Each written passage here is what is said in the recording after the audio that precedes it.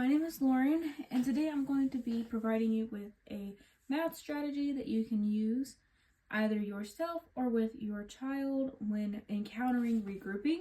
Today I'm going to be focusing on addition, but I will explain a little bit further how it can be used in the different math areas. So this math skill is going to fall under the area of conceptual or procedural knowledge. Conceptual because today you're going to see I'm going to be using some hands-on materials, and procedural because you can provide math facts to also go along with these hands-on materials.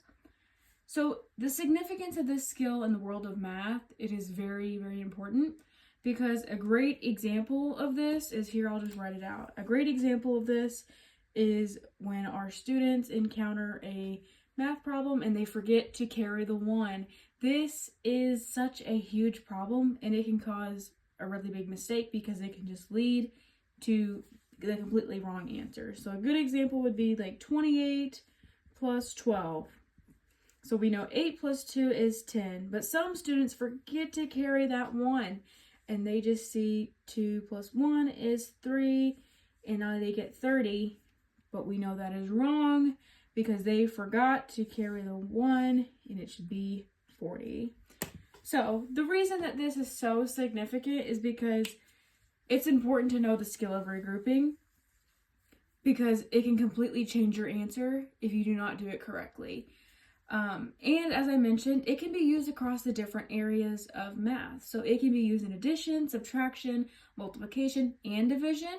But today I'm going to be focusing on addition, specifically in single digit numbers up to 20, because once you have that skill down and mastered, you are able to apply that to double digit, and triple digit numbers. So this video is just going to provide you a little more step-by-step procedure of how to use this skill and to teach your child the different steps and different techniques to use. So the materials that I'm going to be using today, I'm going to be using these base 10 blocks and cubes, and I'm also going to be using just regular stacking cubes and blocks, just to provide a different aspect of it. So we're also going to encounter a couple of our different senses today using this strategy. So of course we know we're going to be using hands-on materials, so we're going to be encountering that sense of touch, but we're also going to be encountering that sense of sight. So the student will see the math fact, and they will have to apply that skill of seeing it and applying it to the visual. So they will have to be able to look at the fact, represent it, and then transfer it back into the written. So let's get right into it. So let's start with the math fact of 8 plus 5. So the best way that I would like to tell my students what to do is always start at the top. Some students like to just skip around in whichever way. And of course, we know with our fact families and with addition, they're interchangeable. But when it comes to numbers that can be regrouped, it's best to get into that routine of starting at the top of math problems. So you want to tell your child to start at the top of our math problem. So our first number is 8. I'm first going to be using our base 10 cubes. So we need to use our 1s or our yellows. Our yellow cubes are going to represent our 1s in this situation. So the best way that I would tell your child to represent this math fact is to have your child count out the blocks before we put them onto our 10 frame. And for your 10 frame, I am using just a whiteboard, so you could write this down on a piece of paper. There are also some different templates that you can use online. You could print them out, or you can simply just draw them out. It's just 10 boxes. All right, so remind your child to count out their base 10 blocks first, and then add them to the 10 frame, just so they're kind of double checking their work as they go. So let's see, we need 8 cubes. So 1, 2, 3, 4, 5, 6, 7, 8. Another important step of placing the blocks on the 10 frame. It's important to remind your child that we place our 10 blocks all along the top. Once we fill the top, then we go to the bottom, because when it comes to subitizing, the student needs to be able to recognize how to place these blocks correctly, especially when they do encounter those different subitizing like situations where they can look at it and know that it's that number. All right, so it's important to tell your child to place them all on the top row first. So 1, 2, 3, 4, 5, 6, 7, 8. So it's kind of like they're double checking as they go. They count them up here, and then they put them on the 10 frame and make sure they add up. So we have 8 here. Does it match our number here? It does. All right, so 8. Sometimes I like to put a little check mark just so we know that we have it accounted for.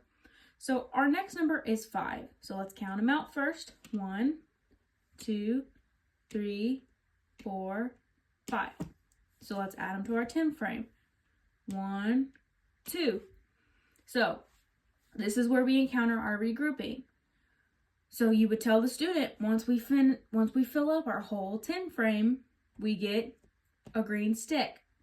But in order to get our green stick, we have to completely clear off our board and set them to the side. We are done with those yellow cubes. They do not come back. So we get a green stick. Now on the green stick, there are 1, 2, 3, 4, 5, 6, 7, 8, 9, 10. This represents 10 yellow cubes. All right. So now we have 10. And the good thing about counting them out first is so the student doesn't forget about the other cubes that are left over. So now we need to add the other 3 that we have left from the 5. All right, so we got our 5 taken care of. So now we need to figure out what they are together. So remember, this is 10, 11, 12, 13. So 1 and a 3. In another good way, instead of having to count them out, the student can have them, you can provide them with a box. So whatever is left in the box is how many cubes you have. So we look and see, oh, we need to count how many are left in our boxes. So we have 1, 2, 3, write the 3. How many sticks did we have? 1. So you write our 1. All right, so let's do a few more just so it can go a little bit quicker so you can see it a little more fast-paced. So let's do the math fact of 7 plus 7.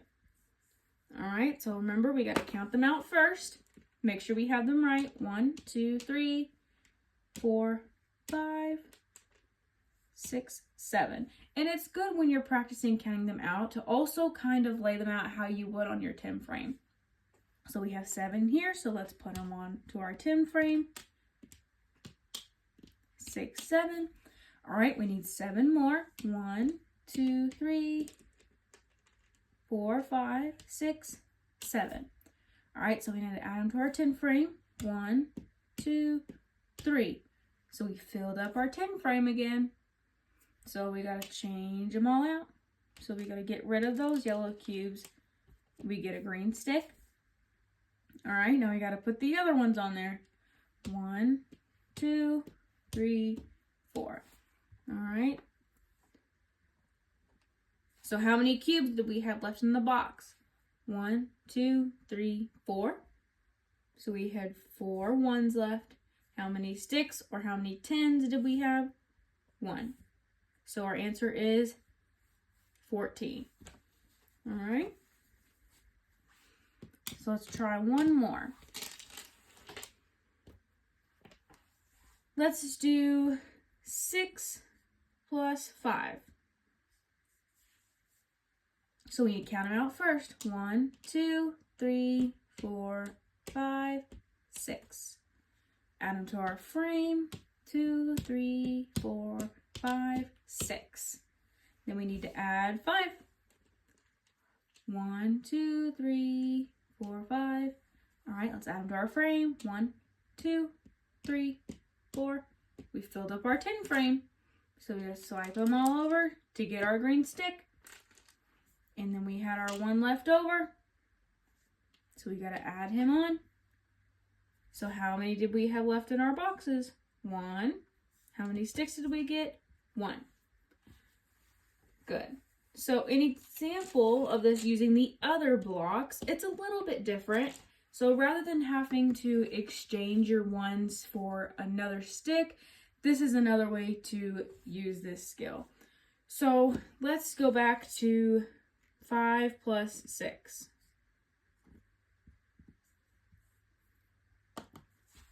So using our cubes, we're going to use our bigger cubes this time. So we have to start with our bigger number, with the number on top. So 1, 2, 3, 4, 5. All right. So we got 5. So let's add them to our frame. 2, 3, 4, 5. All right. Now we need 6. 1, 2, 3, 4, 5, 6.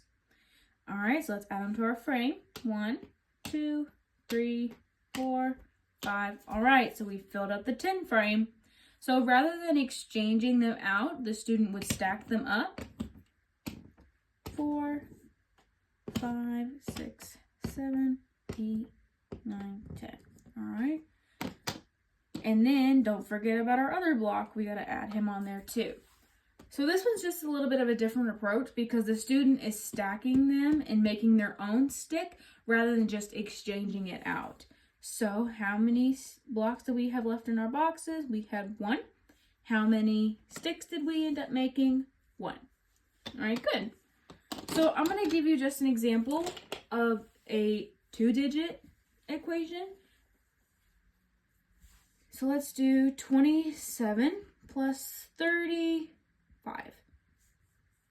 All right, so remember, we always start with our top number. And now 2-digit numbers can be a little scary.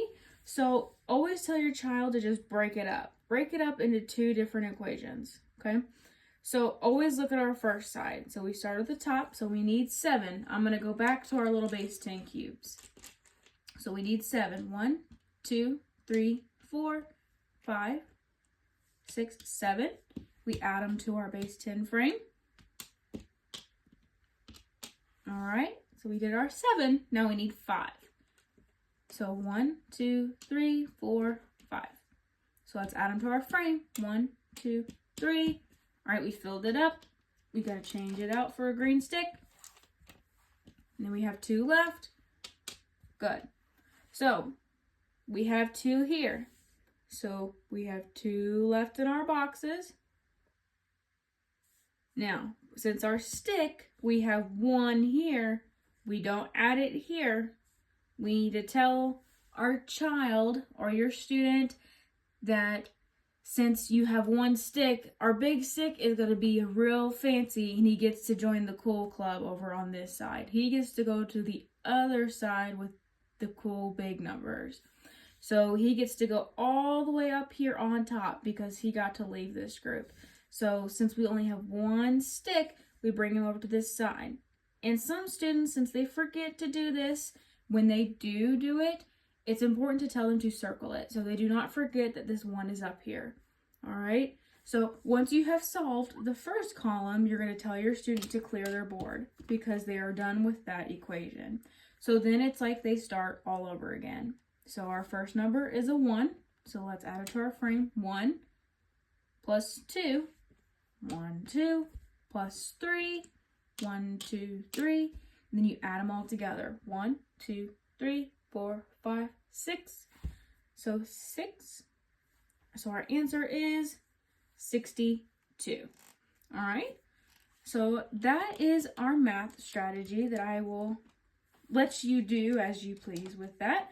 But this is just such a great way for our students to see the math facts and to see how it actually is regrouped and how it affects how we actually have to carry that extra number over to make it bigger.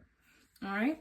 So there is a website that you can use to continue learning this skill, especially if you want your child to practice this independently.